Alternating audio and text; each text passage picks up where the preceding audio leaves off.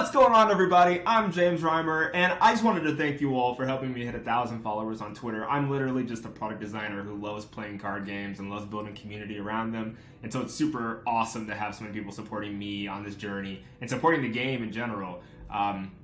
And so to thank you all, I want to do essentially a tier list of the currently revealed cards from the Rise of the Floodborn. Yes, these are going to be out of context because we don't have the full set, but I will tell you I've been playing more competitively at local tournaments, and so basically I'm going to be grading these pretty harshly in the context of the current set, what's good, what's not good, and how these build on those or take away from those.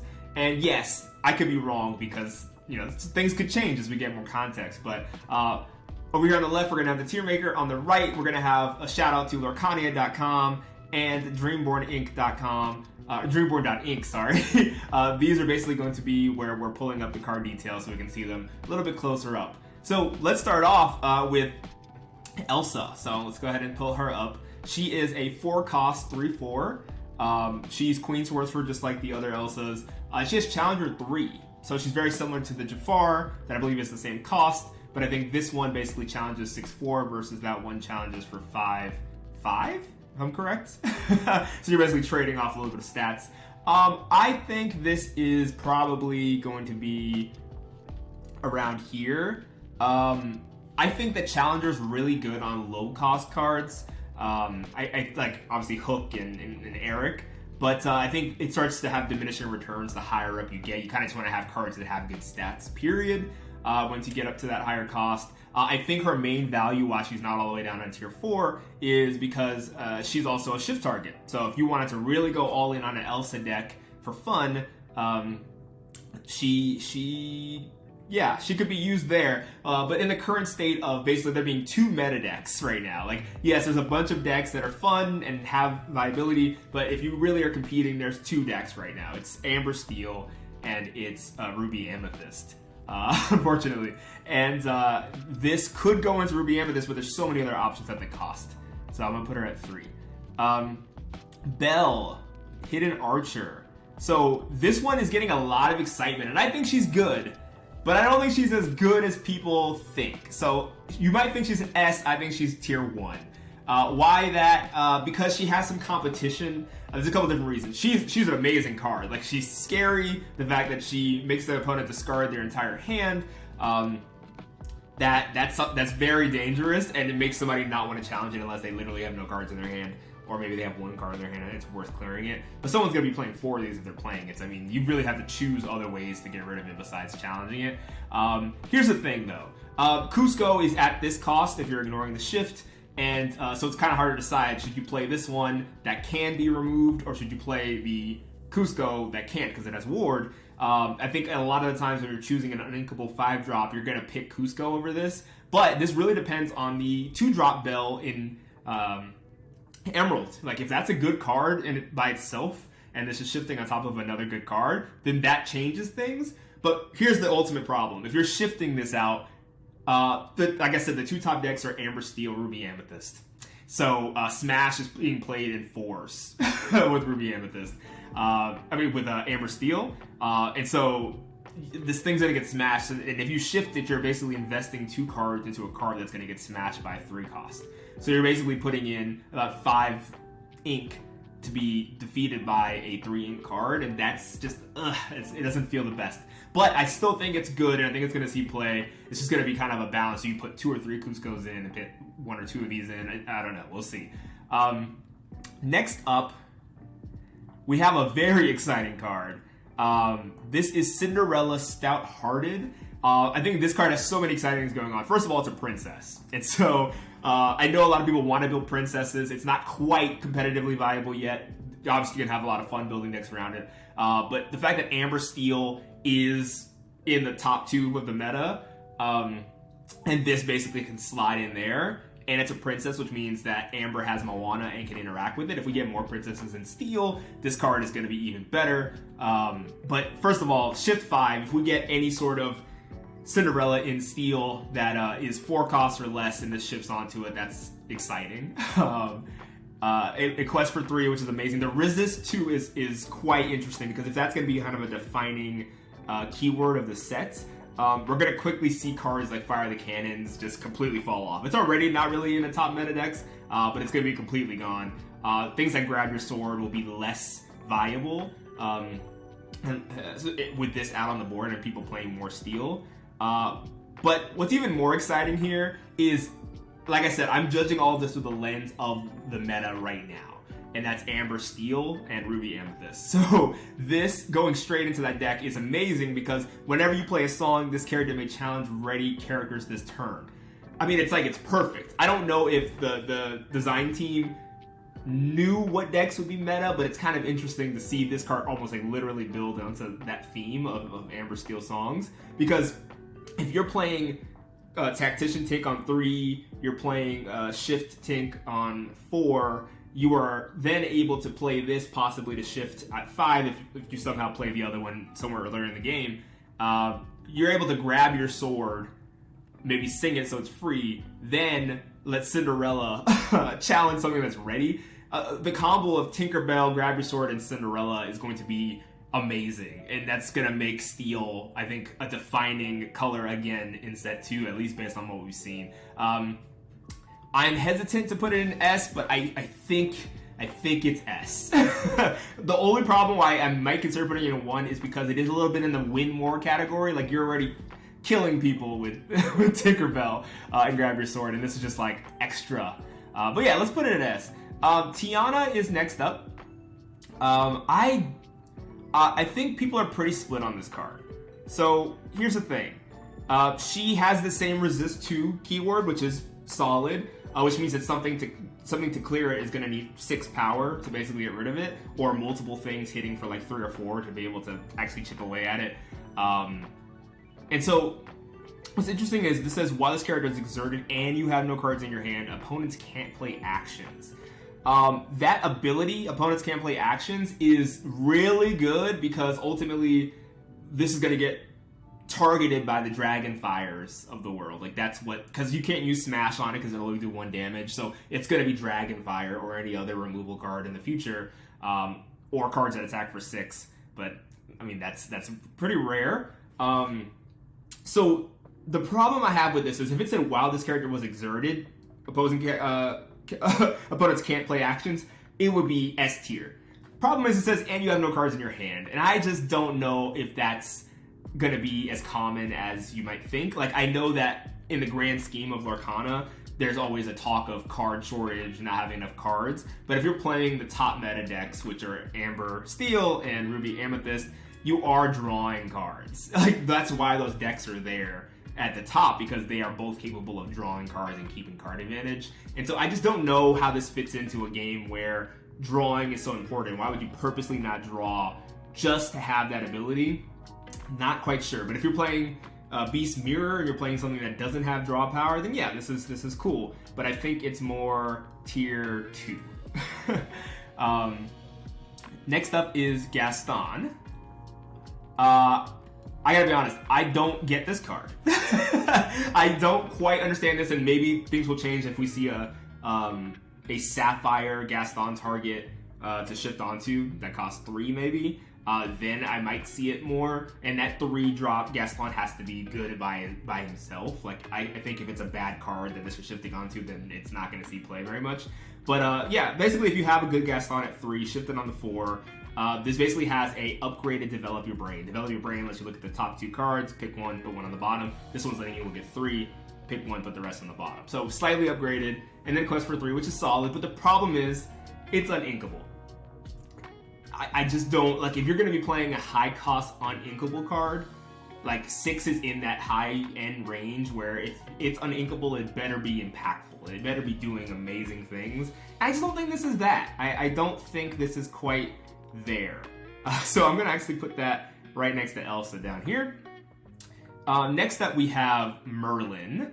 And so this basically says whenever one of your other characters is returned to your hand from play, this character gets +1 lore this turn. So as soon as we saw this, it was like, oh my gosh, Sorcerer Brooms, Dr. Facilier, bounce, bounce, bounce. And then we got rulings that said that those don't count towards this. So basically, when you're playing Dr. Facilier or you're playing Brooms and Mickey, it is going to the discard pile first and then going to your hand, which means that Merlin's ability does not count in that instance. This is only if the card is on the board in play and then goes to your hand directly. So it has to be bounced by like a Mother's Knows Best or a Genie, or maybe there'll be additional cards that bounce your own cards. I just don't see why bouncing your own cards on purpose to gain an extra lore would be a good thing. It feels like it's always better to have more characters than to try to beef up a Merlin.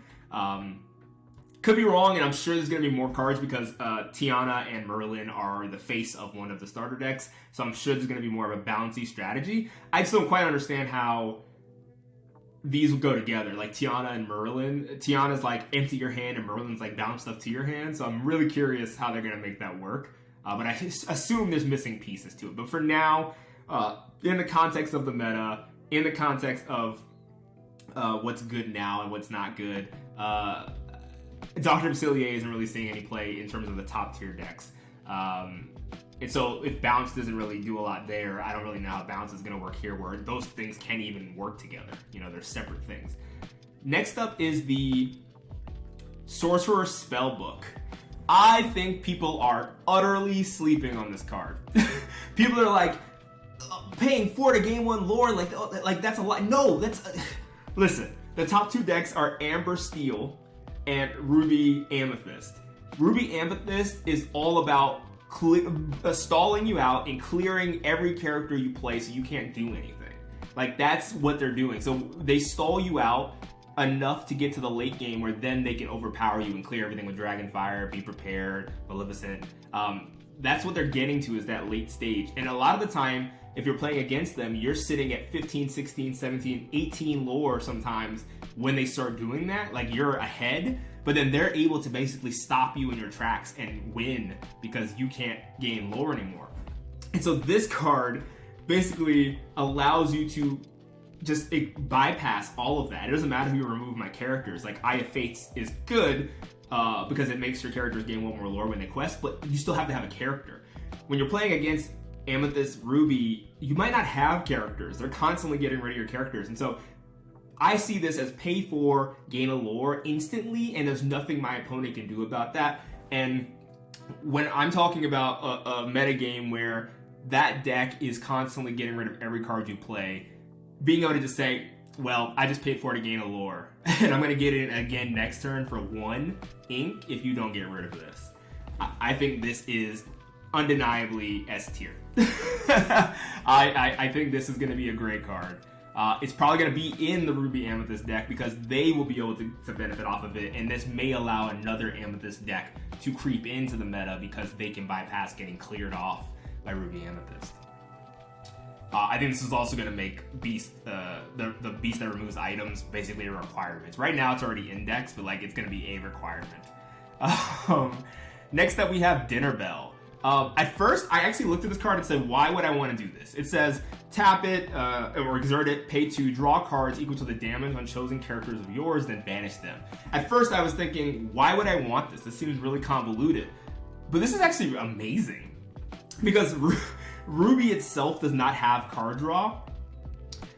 Yes, it's paired with Amethyst right now, so it's like, okay, you have to draw from Amethyst, but this may allow Ruby to have other options besides Ruby Amethyst.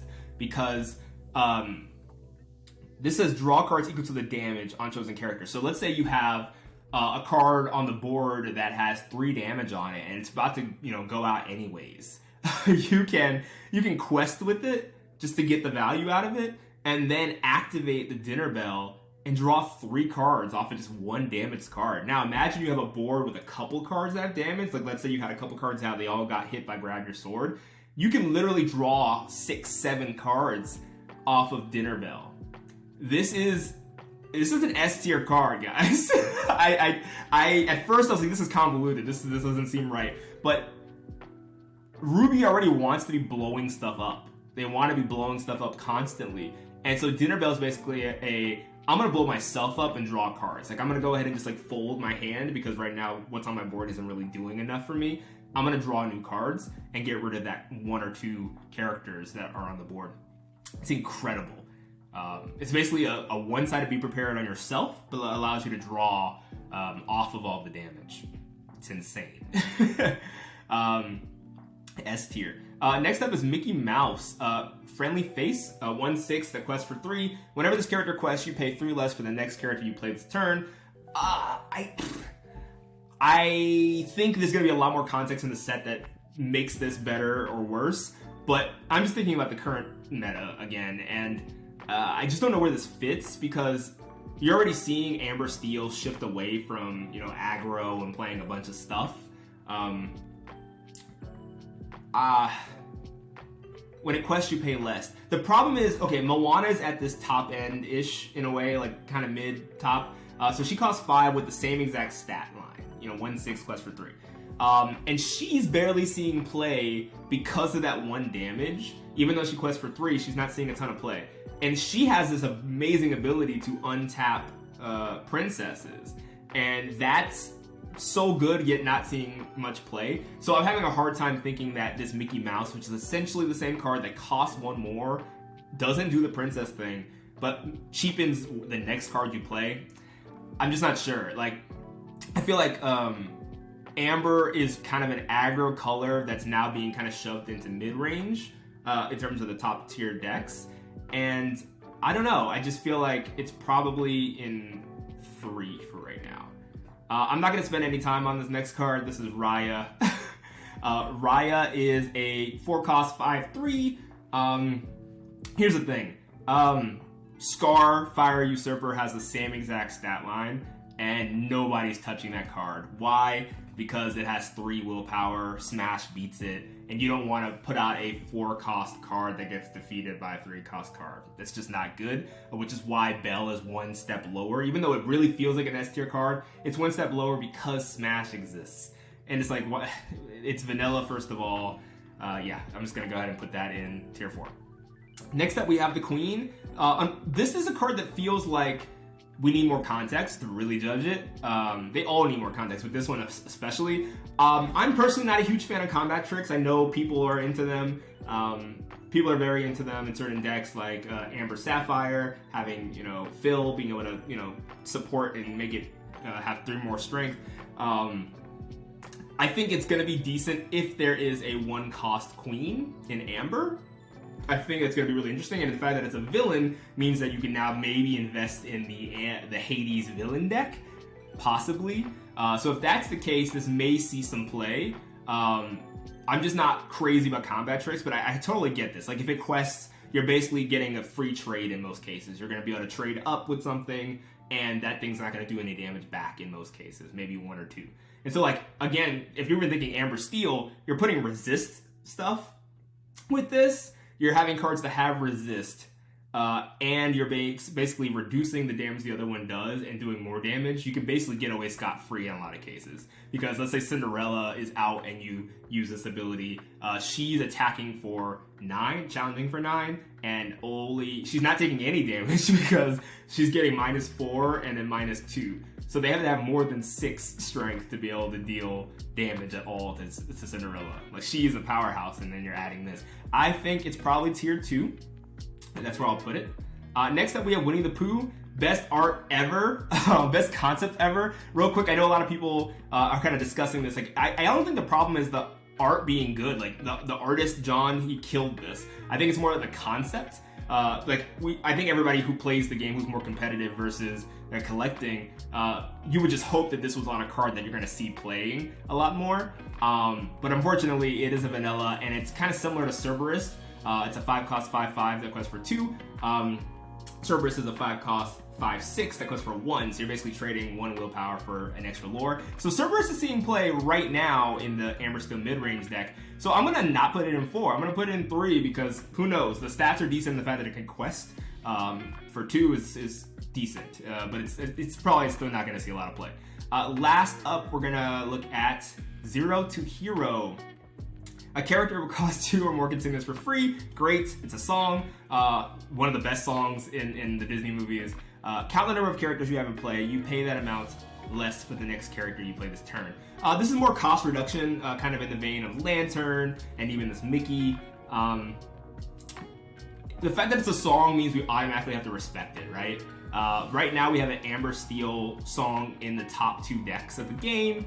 and it's built around putting every song in Amber in the deck.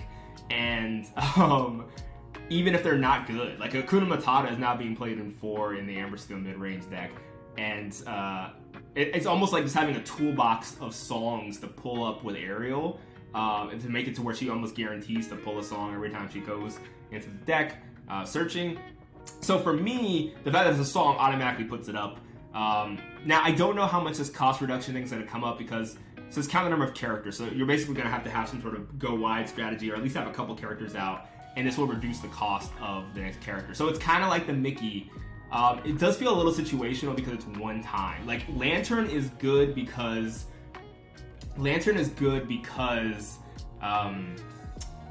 you basically can keep using it. It's going to be there forever, and unless someone destroys it. So the fact that this is one time, I think it gets a little boost from being a song because Amber Steel songs is at the top of the meta right now. Otherwise, it's probably kind of mid. So I'd probably put it in 3 if it wasn't for it being a song. So we're gonna put it there, and we're gonna call it. Yeah, I think we can call that complete. So we basically have Merlin and Raya on tier 4. Basically, I don't think these are going to see any play. We have Elsa, Gaston, Mickey Mouse, and Winnie the Pooh in tier 3. I don't think these are going to see a ton of play, but they have a chance. There's a possibility that they get snuck into some lists. Tier 2, I think these are going to be cards that get experimented with, and we'll see if they actually end up being top tier. But for now, they're just like, I think people are going to try them out. Like the rest of these, I think people might kind of overlook these and skip them. I think Tiana, the Queen, and Zero to Hero are going to get experimented with and maybe find a home. Then we have tier 1, All Alone, Belle, Hidden Archer. She would be S tier, but I think if she had 3-4 as her stat line, she would be S tier, 100%. But they had to balance her out by saying this can get smashed super easy. And so unfortunately, she gets knocked down a peg. And then S tier right now, Cinderella's close. I think she's like S, she's somewhere between these two, but I think she is going to be an amazing addition to the Amber Steel Song deck, which is already top tier. And then the Sorcerer's Spellbook is going to essentially make it harder for Ruby Amethyst to just stall you out, because if you're playing Amethyst with anything else, you're going to be able to gain lore instantly, which is a new thing, guys. Like think about it. There is no way to instantly gain lore in this game unless you shift onto something, but that's still not instant because you have to invest on the board. The fact that even if your board is clear, you can basically say pay 4, gain 1 lore, and then keep doing that every turn. I think that is extremely underrated, and I think it's S tier. Then Dinner Bell, also kind of underrated. I think this is essentially going to be Ruby's go-to draw strategy, and this is going to allow Ruby to maybe pair with something else other than Amethyst to be a top tier deck. Being able to sort of draw off of your damaged characters is amazing. Because think about it, like Maui is always going out on the board and destroying things, taking some damage, and then you can basically say, Dinner Bell, clear it, draw me some extra cards. This is going to be a staple in Ruby, and you're going to see Ruby possibly have other decks besides Amethyst because it has card draw now. So yeah, that's my tier list, guys. Thank you all for, again, 1,000 followers on Twitter. I really appreciate it. This is an amazing game with an amazing community, and you all make me excited to wake up every day and play this game, invest in this game, build community in my local game stores around it, bother people until they come out and play. So yeah, thank you for watching this. Let me know where you agree and disagree, where you might rearrange my tier list. But for now, this is where I'm feeling things should sit. And again, as you see more cards, these might change. But I feel pretty confident about the S tier. Everything else may be up in the air. Thank you all. Have a good one.